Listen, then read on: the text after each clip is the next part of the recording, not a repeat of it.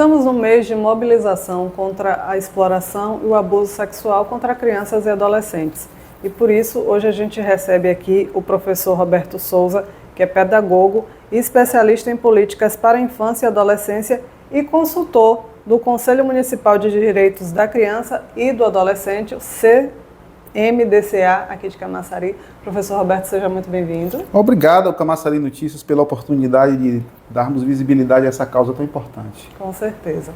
Agora, no último dia 18, foi o Dia Nacional de Combate ao Abuso e Exploração Sexual contra Criança e Adolescente, e essa data foi instituída em memória da criança de 8 anos, a menina Araceli Crespo, que em 18 de maio de 1973, Araceli foi sequestrada, violentada e cruelmente assassinada.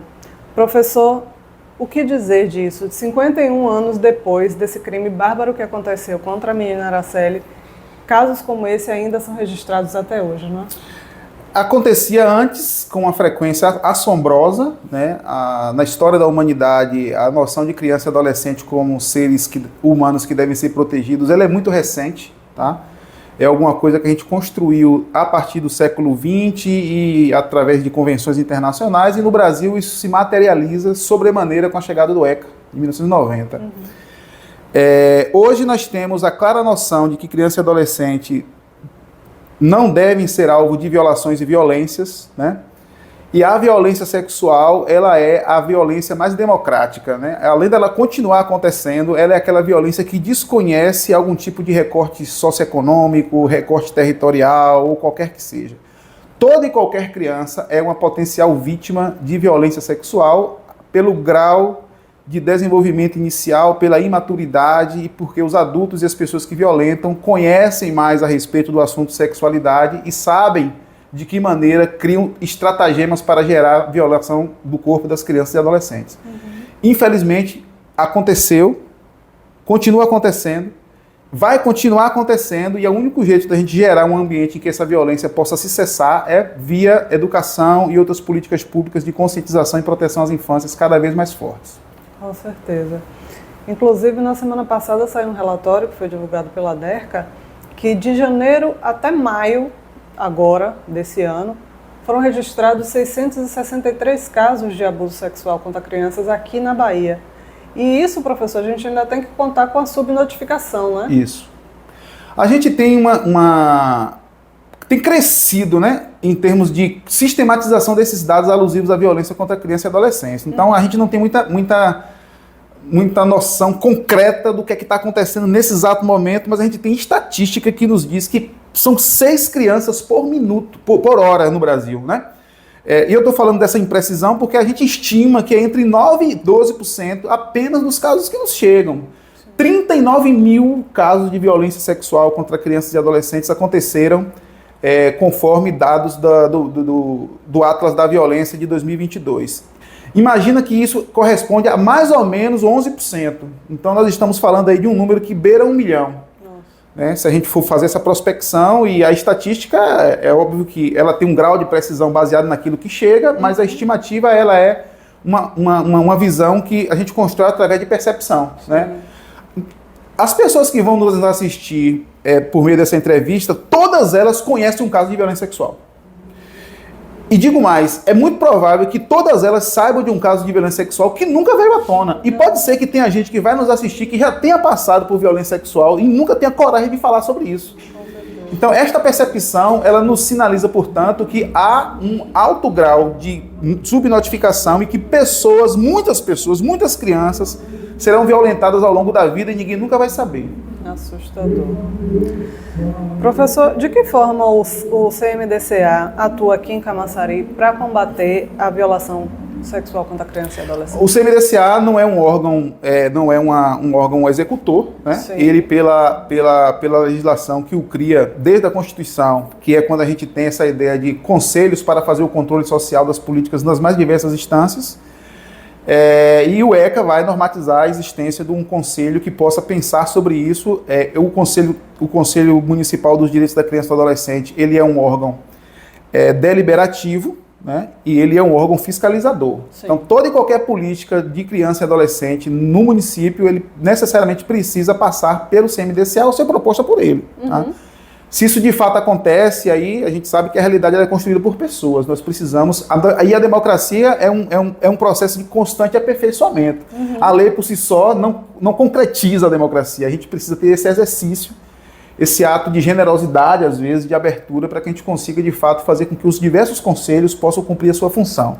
Mas o Conselho Municipal dos Direitos da Criança e do Adolescente de Camaçari tem feito, por exemplo, formação. A gente está com um seminário, né, que começou na semana passada, 14, e vai até dia 21, e tem apontado para os órgãos de gestão da política pública de criança e adolescente a existência de algumas lacunas que precisam ser supridas. Por exemplo, é em função dessas ações que a gente consegue ter hoje no município casas de acolhimento, né, para as crianças que eventualmente necessitem da alta complexidade, coisa que há um tempo atrás não existia. Esse é um esforço conjunto, e vale ressaltar que o CMDCA é um órgão paritário, né? Você vai ter representação de várias organizações do município, tanto do governo como da sociedade civil. Então, ele é um órgão colegiado, democraticamente constituído, e em diálogo ele vai sinalizando essas e outras lacunas que eventualmente possa existir para que a gente aperfeiçoe o sistema de garantia de direitos em Camaçari.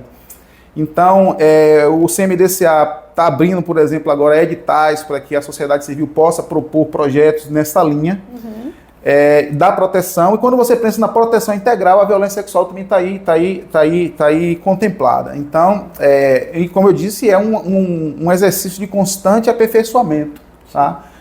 Concretamente, agora no 18 de maio, o CMDCA está, no Maio Laranja, o CMDCA está apoiando diversas iniciativas e também promovendo, né, esse espaço de formação que está acontecendo no Horto Florestal, que aconteceu dia 14, e amanhã nós estaremos reunidos, tendo a alegria de ter um grupo bastante interdisciplinar. A gente está com gente da educação, o Conselho Tutelar está lá, o pessoal da saúde também está lá, o pessoal da assistência, dando essa visão complexa do que é realmente o funcionamento do SGD. É uma das raras oportunidades, tá? Que isso acontece por uma série de razões. Uma delas é porque a rotina é arrebatadora, né? Todo mundo tem suas demandas nas escolas, nos CREAs, nos CRAS, nos conselhos, nos postos de saúde, nas USFs.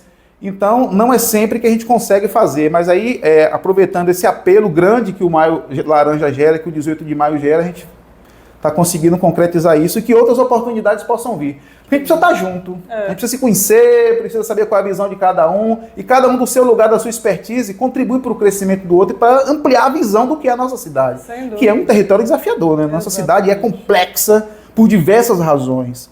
E ninguém, nenhum órgão, nenhuma pessoa é capaz de dar conta disso, a não ser que a gente esteja em diálogo, esse diálogo aberto, generoso, franco, para que a gente consiga construir esse espaço da proteção que as nossas crianças necessitam. A Camaçari tem 65 mil, mais ou menos, conforme dados do IBGE, pessoas entre 0 e 14 anos de idade, né? Então é uma população gigante. Se você amplia isso até a faixa dos 19, a gente está falando de 88 mil pessoas aproximadamente nessa faixa etária. Então a gente precisa realmente estar imbuído desse esforço coletivo.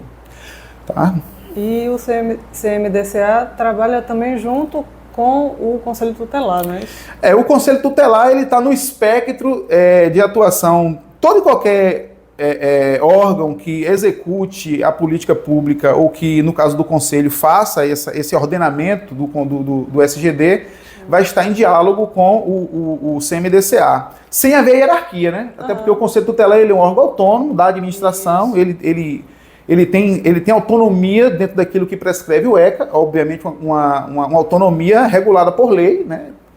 E o CMDCA também tem a sua função colocada na Constituição e no próprio Estatuto da Criança e do Adolescente. Então, são órgãos, tem uma metáfora que muitas pessoas usam, estudiosos do sistema de garantia de direitos, que CMDCA e Conselho Tutelar é como se fossem duas rodas de uma bicicleta, tá? Igualmente importantes, e aí não importa quem vai estar lá ou cá, se não tiver as duas rodas, a coisa não caminha. Entendi. Essa é a metáfora que frequentemente a gente usa, é uma dependência sem hierarquia.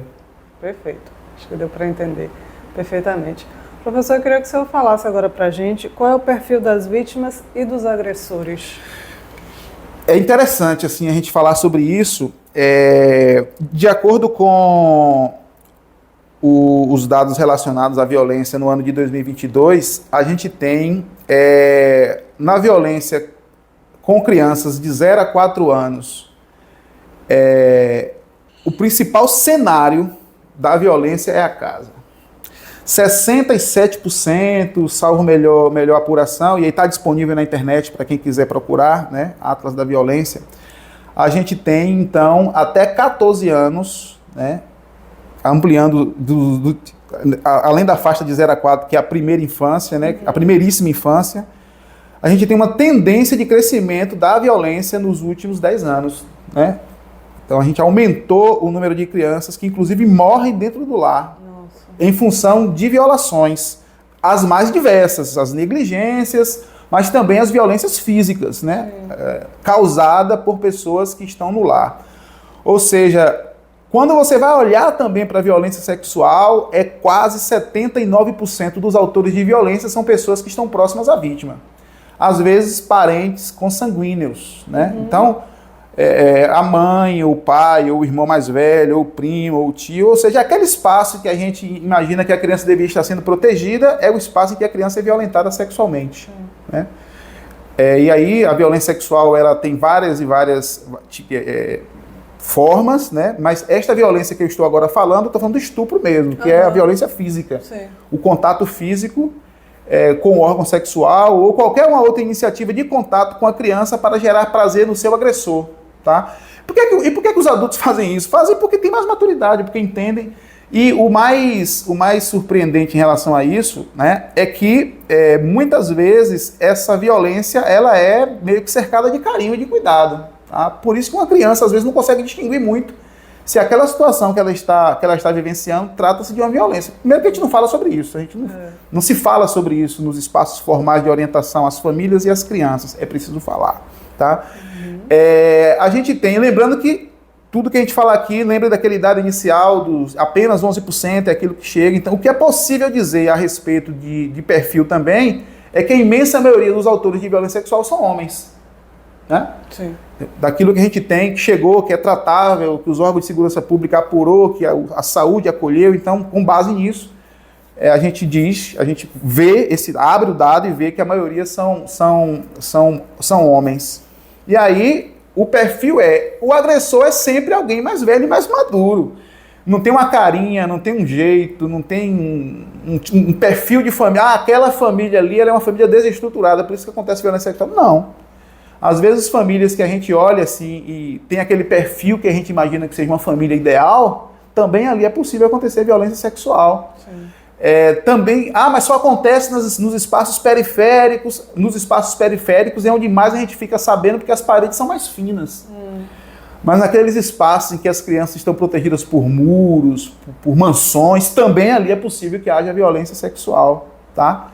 A gente, vez por outra, vê aí na mídia alguém famoso, que a família nunca foi fragilizada socioeconomicamente, que fala sobre isso, né? Então é um indicativo que nos dá uma percepção de que essa violência ela pode acontecer em qualquer espaço, tá?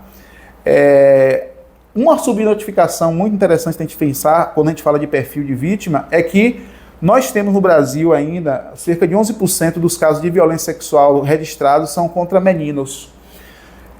E a gente tem um recorte de um machismo que dificulta ainda mais que as pessoas falem das violências que os meninos sofrem.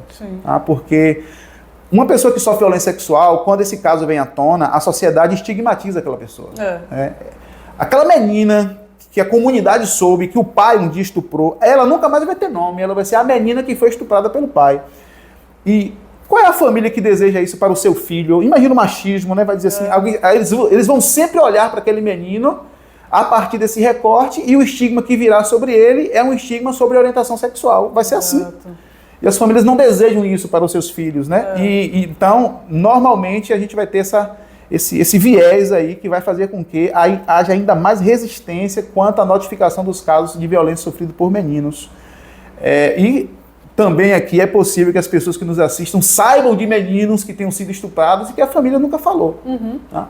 Pode ser que alguém que esteja me ouvindo aqui também tenha sido vítima, algum menino, algum homem tenha sido vítima e que também nunca relatou. E sabe do que eu estou falando, sabe da dificuldade que é. A vítima de violência sexual sempre vai ter muita dificuldade de falar sobre isso, porque uma das coisas que o agressor vai fazer é, de alguma maneira, tentar fazer com que a vítima entenda que a culpa da violência é dela. A sociedade faz isso em relação aos estupros. É né? verdade. Em geral, uma mulher quando é estuprada, uma pessoa adulta que procura um espaço para falar sobre isso, em geral vem aqueles questionamentos. Estava sozinha, estava vestida assim, estava assado. É uma tendência que a gente vai buscar sempre de culpar a vítima. E quando essa vítima é uma criança de mais idade, 7, 8, ou adolescente, ainda mais. E por que não falou? A gente nunca entende como o agressor, sendo alguém da confiança, sendo alguém próximo, como ele constrói esse espaço do silenciamento. Sim. E às vezes ele constrói o espaço do apagamento, porque ele estupra, no primeiro momento ele pode parar de estuprar e ele procura estratagemas para que de alguma maneira aquela pessoa vá esquecendo daquilo, né? E a não ser que a pessoa tenha um gatilho posterior, ou numa psicoterapia, ou qualquer outro sinal que possa vir em consequência da violência, aí finalmente é que essa pessoa pode ou não falar. Sim. Mas os prejuízos que vão causar na família, aquela pessoa referência, muitas vezes é o provedor, ou é uma autoridade conhecida, alguém que depende da sua imagem ilibada para continuar na convivência, né? Por exemplo, líderes religiosos, volta e meia vê casos aí nas mais diversas religiões. Sim. E aí também tem uma democracia em relação ao credo, tá? Então, em todos os segmentos religiosos, infelizmente, a gente vê situações que vêm à tona. Então, nesses espaços, imagina a mistura entre autoridade, fé, referência, ligação com a divindade, seja lá qual seja ela, qual for. Então, vejam como é difícil para a vítima estar diante de uma situação como essa e falar sobre isso. Com certeza. É desafiador. Professor, de que forma a sociedade pode atuar para minimizar, para combater essa violação contra as crianças e os adolescentes? A gente precisa ter coragem de notificar. E aí, não estou aqui dizendo que é fácil também, tem várias coisas que cercam a notificação. As pessoas muitas vezes têm medo de falar sobre isso, porque consequências podem advir. Tá? A gente não está aqui sendo irresponsável ao ponto de criminalizar somente, porque a omissão é crime, tá? Isso está na lei. Tá? Toda vez que você sabe de uma situação envolvendo criança e adolescente em relação à violência e que você silencia, a lei diz que isso é crime, a omissão. E se essa pessoa é uma pessoa que é um executor de política pública, na escola, no CREAS, no CRAS, no posto de saúde, etc., isso ainda tem um grau de responsabilização ainda maior. Mas nós temos o Disque 100, por exemplo, que é anônimo. Sim. Tá? No ano passado, chegou pelo Disque 100 nacional mais de 320 denúncias em relação à violação de direito de criança e adolescente de Camaçari, por exemplo. Nossa. Tá lá, o Ministério dos Direitos Humanos tem lá um espaço de dados abertos que você pode olhar. Agora, não estou dizendo que todos foram de violência sexual, esse dado não chegou assim apurado com esse grau de dissecamento ao meu conhecimento, mas as pessoas usam, e usem muito. Diz que sendo de qualquer, não tem mais orelhão, né? Mas podia ser de qualquer orelhão, de qualquer telefone fixo ou do seu celular, você pode fazer isso, tá? Mas também tem o Conselho Tutelar Municipal, mas também tem os órgãos de segurança pública que você pode procurar para falar a respeito disso. Esse é um ponto, não silenciamento. O outro passo é, gente, nós precisamos conversar sobre a sexualidade com as crianças. E aí falar das questões ligadas ao corpo, da autoproteção, do autocuidado, e aí na medida em que a gente vai falar sobre isso, obviamente o tema da violência virá. A gente precisa falar para as crianças que o corpo pode ser violentado, pode ser, não no sentido de que será de fato, mas que é possível se a gente não criar prevenção. Então a criança precisa ter inclusive repertório de linguagem para falar sobre a violência. Porque a criança não sabe que aquilo é violência, não tem nome, os órgãos sexuais recebem os mais diversos apelidos mundo afora, isso também é danoso para a educação das crianças. E a educação vai acontecer tanto nos espaços formais, porque nós já temos previsão no Brasil legal que os currículos insiram isso, tá? Desde 96, que os parâmetros curriculares nacionais colocam a questão da sexualidade como um tema transversal, e depois disso nós tivemos várias e várias coisas que vieram no Sistema Nacional de Educação para possibilitar isso. Já tivemos questionamentos na Justiça se a escola poderia ou não. Nós temos súmulas que dizem que pode sim. Tá? Pronto. E o outro espaço é a família. A gente vai falar isso na mesa de casa, na mesa do almoço. Vamos falar nas igrejas, nos centros de candomblé, nos centros espíritas, Seixonoê, nos espaços das diversas religiões cristãs, em qualquer que seja esse lugar. Tá? E como eu falei agora há pouco, por exemplo, que a maioria dos autores de violência, conforme dados, são homens, procurar nos lugares que os homens estão. Essa formação que nós estamos fazendo lá no Horto Florestal, a imensa maioria é mulher. Quando você faz uma formação para tratar de criança e adolescente, você vai ter sempre ali uma imensa maioria de mulheres que estão nos espaços e os homens não estão. Então vamos procurar onde os homens estão. Onde estão os homens?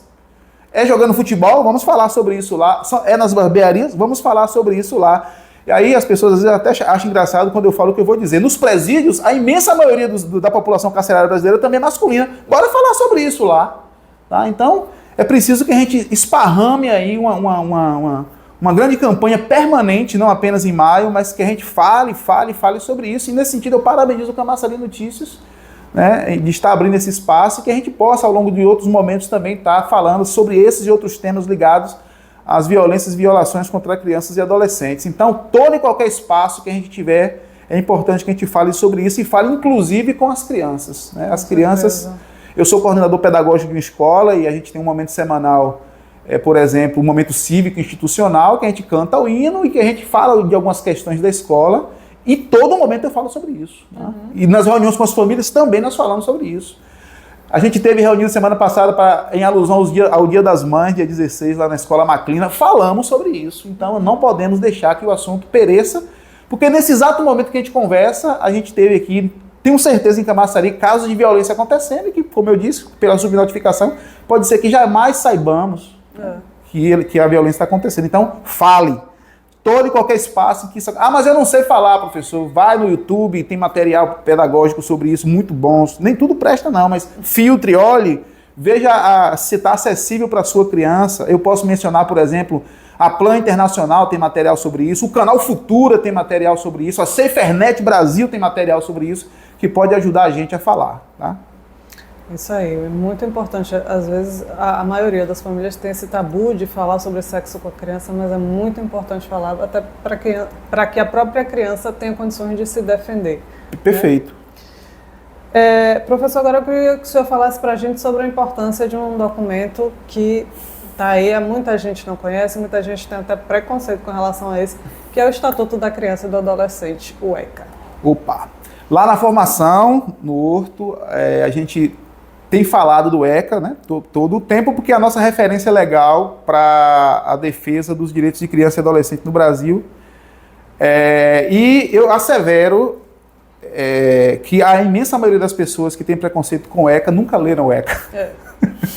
A imensa maioria das pessoas. E não se tem a cultura de acessar o ECA. Eu sou professor, eu fiz graduação em pedagogia e outras formações nessa área. E nunca me foi apresentado no espaço acadêmico, nem do mestrado, nem nada a respeito do ECA. A gente nunca parou para falar sobre isso lá. Salvo o melhor juízo, nem nos cursos de direito há esse aprofundamento, né, do ECA, a não ser para aquelas pessoas que se interessam. Quando você tem direito de criança e adolescente, às vezes é uma eletiva por aí, que as pessoas é opcional, né? E proteger a criança e adolescente não é opcional, é um dever da família, sociedade, comunidade e Estado. O ECA ele é fruto de um imenso esforço feito pelos diversos movimentos sociais de defesa de criança e de adolescente ao longo do século XX. A gente culminou com a promulgação do ECA. Para que chegássemos a ter um documento de referência como é o ECA, houveram muitas mortes, violências, muito sangue rolou, tá? O Brasil é um país muito desigual, as infâncias do Brasil também estão inseridas nesse contexto de desigualdade, as infâncias do Brasil negras, periféricas, sofrem muito preconceito também. A gente tem preconceitos de gênero que advêm sobre as crianças, nós temos várias e várias ideias a respeito de infância que vão negociar com essas territorialidades físicas e simbólicas. O que a gente precisa fazer pelo ECA é, primeiro, apropriar-se dele. A gente precisa conhecer o ECA, aprender que, para que nós conseguíssemos colocar, a partir da lei, o paradigma da criança e do adolescente como sujeito de direitos, criança e adolescente como seres que estão em estágio especial do seu desenvolvimento, criança e adolescente como prioridade absoluta, esse, por sinal, é o título do nosso seminário que está acontecendo no Horto, a cidade, a sua prioridade absoluta. A gente precisou superar uma série de questões que ao longo do século XX estiveram, por exemplo, no antigo Código de Menores, né? A gente teve uma legislação colocada na República Brasileira para cuidar daquelas crianças que estavam em situação irregular, ou seja, os órfãos, as crianças que no pós-abolição estavam com seus pais perambulando pelas ruas das grandes e das pequenas cidades brasileiras. A gente criou algumas políticas de tentar cuidar dessas crianças, institucionalizando-as, e isso foi responsável também por uma ideia de marginalização em cima dessas crianças. E a gente, no ECA, a gente rompe com esse paradigma da menoridade, a gente rompe com a ideia de que a gente faz a proteção de criança e adolescente porque somos bonzinhos, a gente rompeu com a ideia de criança e adolescente como alvo de política tão somente da benevolência de outrem, né, ou de outrens, e a gente conseguiu colocar ali na legislação esse paradigma que a gente mencionou aqui no preâmbulo dessa fala. Então, a gente precisa colocar o ECA nos espaços escolares, nos postos de saúde, nos lares, novamente nas igrejas, nas bibliotecas, fazer campanhas locais, utilizar os veículos de mídia para falar sobre ECA, e eu me proponho a fazer isso, tá? Se o Camaçari Notícias topar essa parceria, podemos tentar fazer isso aí ao longo do ano, escolher temas para a gente ir olhando para dentro do ECA. As pessoas têm um preconceito com a lei, que parece que lei é uma matéria apenas de especialistas. Não é. A legislação, especialmente o ECA, ela está aí de fácil acesso, inclusive com uma linguagem bastante acessível para toda e qualquer pessoa que domine a leitura escrita, né? E aí a gente vai dialogando, as dúvidas que a gente tem a gente vai tirando, mas é isso, precisa se apropriar. E como estamos em ano eleitoral, principalmente, senhores candidatos a prefeito, a vereador da minha cidade amada de Camaçari, vocês têm a obrigação de conhecer o Estatuto da Criança e do Adolescente, porque nós temos, como eu falei no início, quase 90 mil pessoas em Camaçari entre 0 e 19 anos de idade, que é exatamente ali a idade, mais ou menos, que o ECA cobre, até os 18. Mas, por exemplo, a Convenção Internacional dos Direitos da Criança chama de criança toda e qualquer pessoa até 19 anos, que foi um convencionamento da ONU pré-ECA, né, de 89. No Brasil, a gente colocou no recorte legal criança, um ser humano de até 12 anos de idade incompleta e adolescente até os 18 anos de idade, né? Então, uma obrigação, cobre do seu candidato a vereador que ele conheça o ECA, cobre do seu candidato a prefeito que ele conheça o ECA. Não apenas a Câmara Municipal de Camaçari fala de ECA uma vez por ano para fazer audiência pública quando o ECA faz aniversário. Senhores vereadores, falem de ECA todas as sessões. Senhores deputados, que representam a minha amada cidade de Camaçari, ou que aqui pegaram voto, conheçam o ECA, porque as crianças e adolescentes de Camaçari dependem das pessoas que executam as políticas públicas para que a proteção lhes seja asseverada. E quem está fazendo a política pública são os adultos, as pessoas jovens de mais idade e os adultos e os idosos, né? As crianças não têm esse acesso, não são elas que decidem, somos nós. Então, garantir que o sujeito de direito se consolide, esse direito de criança e adolescente como sujeito de direitos, perdão pela redundância, depende de nós que estamos na execução da política pública, tá? Então, façam isso, é importante.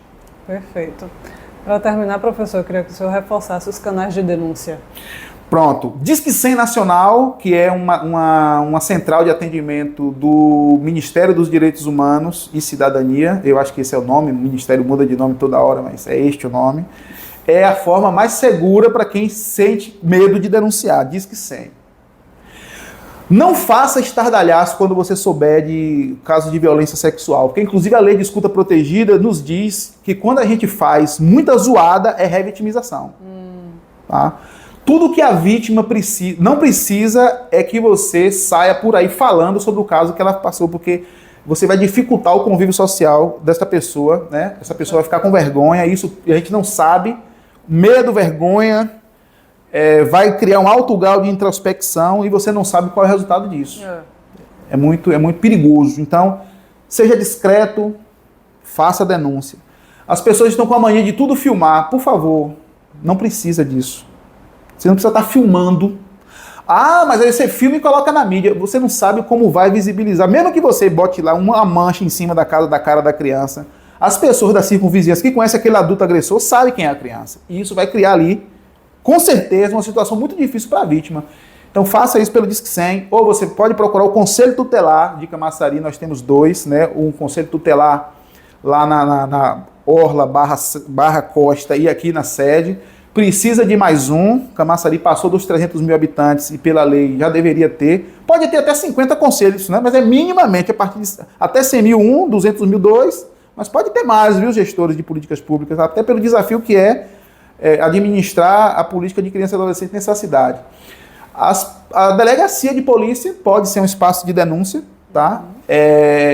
Também, o próprio Ministério Público também pode ser acionado. Conversamos com o professor e pedagogo Roberto Souza. Muito obrigada, professor, pelos seus esclarecimentos que foram importantíssimos para a nossa sociedade. À disposição pelo meu Instagram, @dialoganterobertosouza. A gente faz muito